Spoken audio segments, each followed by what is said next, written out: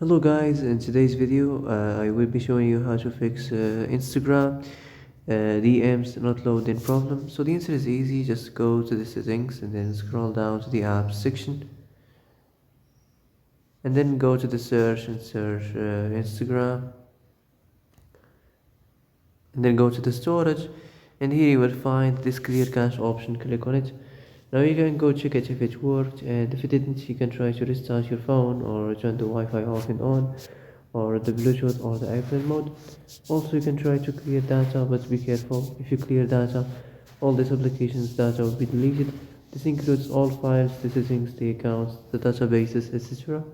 So be careful if you want to clear your data. And that's it for today's video. I hope this is the answer you've been looking for. If you like this video, don't forget to like and subscribe, and see you in the next video. Thanks for watching.